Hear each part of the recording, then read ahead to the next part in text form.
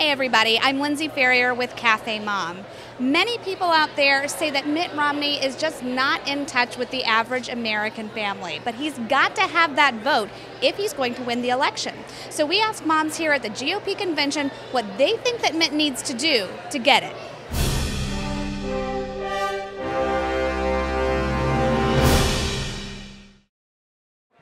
I'm a suburban mom, and people always think that Mitt Romney isn't for women, and I am for opportunity for my spouse, for myself, for my children, and I think as long as he's going to lead this country into a greater sense of opportunity for my family, that's all I need to have to get my vote. What he needs to do is talk about it. Talk about his life and his life experiences, what he's lived, how he built his businesses, how he built Bain Capital, how he saved the Olympics, and he needs to be open. I think that he and Ann Romney, who is an absolutely wonderful woman, need to just get out there and tell their story, tell their life story. I think Mitt Romney needs to toot on his horn a little bit more because there are so many great stories about him that no one knows about. Like, for example, one of his neighbor's house caught on fire, and he led the neighborhood basically in running into the house and saving as much as they could from the flames until the firemen literally showed up and had to say, "Get out of the house, it's on fire."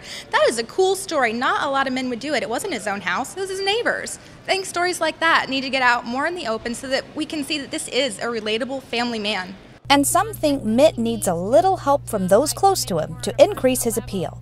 And I think his choice of VP with Paul Ryan was excellent because Paul Ryan's the kind of guy that you'd like to sit down and have a cup of coffee with. And to me, I think Mitt Romney just needs to show that side of him. And I think I've met Mrs. Romney, and I think she'll be able to show the people exactly who he is as a candidate, as a husband, and as a leader.